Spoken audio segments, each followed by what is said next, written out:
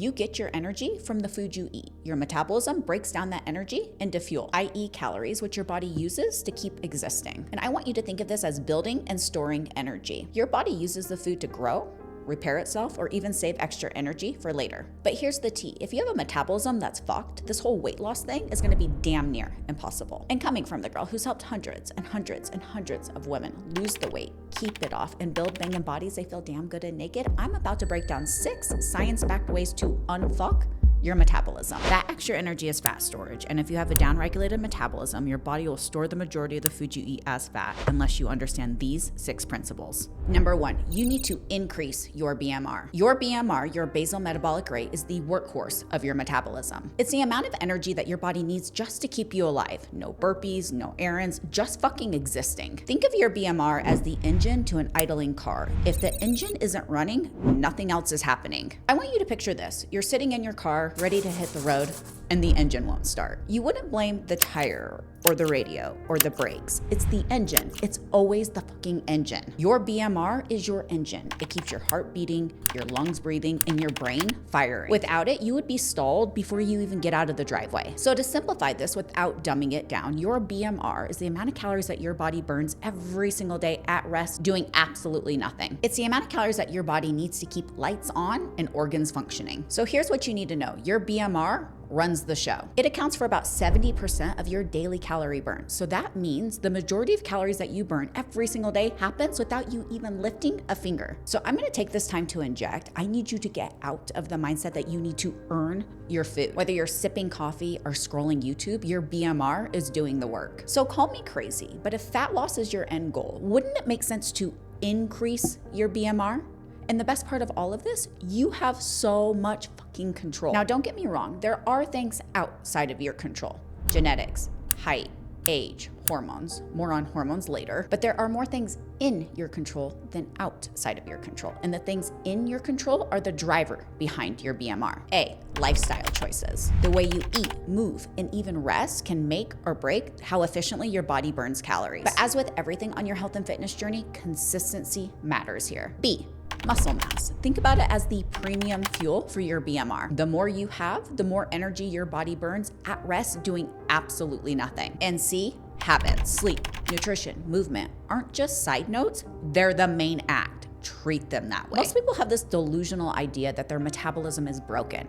It's not. Your BMR is adaptive and it reacts to how you treat it. Constantly fucking starve it? Well, it downshifts. Support it with eating enough, movement, and rest? Well, it works for you instead of against you. Your BMR is the foundation to your metabolism. No fancy hacks, no magic pills. You have to support it via lifestyle. Which leads me right into point number 2 of exactly how you are going to unfuck your metabolism. I need you to understand your metabolism is what you feed it, meaning that your metabolism isn't fragile, but it is adaptable. Think about it like that one friend who's always matching your energy. If you're laying low and eating like shit, well, she meets you there. But if you're fueling yourself like a rock star and crushing your workouts, well, she steps up and hustles alongside you. But here's the kicker. Your metabolism not only adapts to what you feed it, your input, but also how much you move, your output. So let's break this down in real terms. And you know me, no fluff, just facts. So let's chat about your input. What you're eating. Eat too little, drastically cut calories. And yes, I'm talking to those that want to live in the diet. You eat, sleep, and breathe the diet. You don't have an identity outside of the latest diet that you're on. Your metabolism is going to down-regulate and goes into what I like to reference as power saving mode. It literally slows down to stretch out the fuel that you're giving it. This is why your crash diet makes you feel sluggish and hangry. It's quite literally slowing your engine. Eat well, meaning that you fuel your body with enough calories, aka gas, mainly coming from whole foods, protein, and fiber. It runs effectively like a well-maintained car. Overeat consistently, meaning you're eating more calories in relation to how many calories you're burning. Your body is going to store that extra energy as fat. So no, that doesn't mean that your body's broken. It's doing its job. It's preparing for the potential famine that, let's be real, isn't coming. Now let's chat about your output, aka how much you're moving your body. Remember, your metabolism also adapts to what you do or don't do. Move more. When you're active, your body uses more energy both during the activity and after. And strength training, well, that's the real game changer. Adding more muscle to your frame increases your resting metabolism, meaning you burn more calories at rest doing absolutely fucking nothing. Move less, meaning your biggest daily effort is walking from the couch to the fridge. Your metabolism is going to take the hint. Why burn energy when you're barely asking it to? But remember, adaptive metabolism is a two-way street, meaning when you start eating less and moving more, your metabolism initially ramps up to meet those demands. But over time, if you're consistently underfed and overworked, it's going to adapt to survive, meaning that it slows down to conserve that energy. But when you start strength training and adding muscle to your frame, your metabolism adapts by burning more calories to support your muscle. Muscle is a metabolically active tissue, meaning it needs calories and energy to support it. So all of this to say that your metabolism isn't working against you, it's responding exactly as it was designed to. So if it feels slow or stuck, it's a reaction to how you've been treating it. It is your job and your responsibility to send the right signals. The power is in your hands. You're in the driver's seat. It just needs the right mix of input and output to perform at its best. So at the end of the day, if you want to look and feel your best, you need to give your body the raw materials to do so.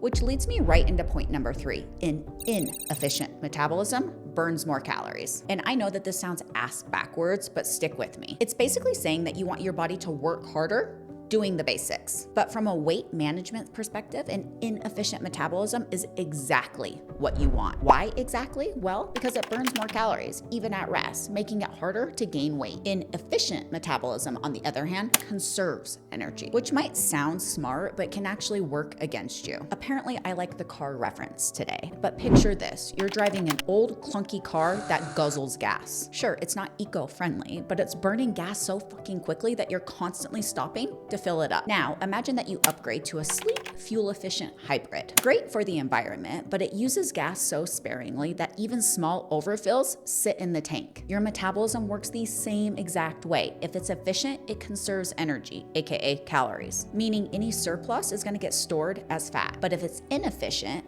meaning your body burns through those calories faster, leaving less room for fat storage. This is exactly why those who rely on excessive cardio as their only form of training to lose weight end up with a really efficient metabolism. As their bodies adapt to that movement, they have to do more cardio for the same calorie burn.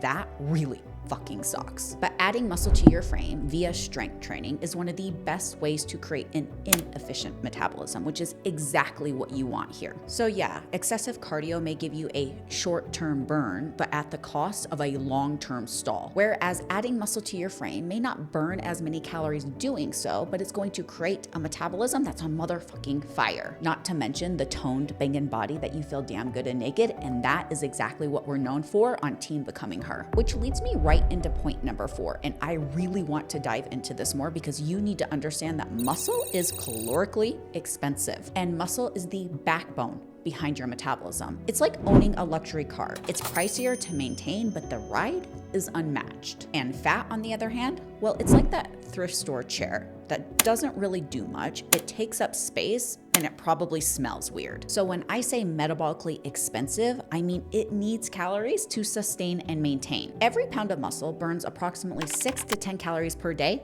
at rest. It doesn't sound like much, but when you add up your total muscle mass, it makes a big fucking difference. Fat, by comparison, well, it's metabolically lazy. It only burns about 2 calories per pound. So I need you to understand that muscle is active while fat is passive. Muscle being the ambitious coworker who actually takes initiative and does all the heavy lifting. Fat being the freeloading roommate who sits on the couch, eats chips while you're doing all the work. And I need you to understand that building and maintaining muscle isn't just about looking good or creating a faster metabolism. It's the key to longevity, especially as you age. It's going to protect your independence. Muscle strength is directly tied to how well you can move, lift, and function in daily life. You want to keep carrying your own groceries at 70? Build muscle now. It prevents falls and injuries. Muscle supports your bones and your joints, reducing the risk of fractures and injuries as you age. It fights sarcopenia, which is basically age-related muscle loss. As we age, we naturally start losing muscle mass at a pretty rapid rate. I'm talking anywhere from 1 to 3 pounds a year, which over the course of a decade add up anywhere from 10 to 30 pounds of muscle lost. This starts in your 30s and accelerates after 50, especially if you're not strength training. And adding muscle to your frame is going to improve your bone health. Strength training increases bone density, which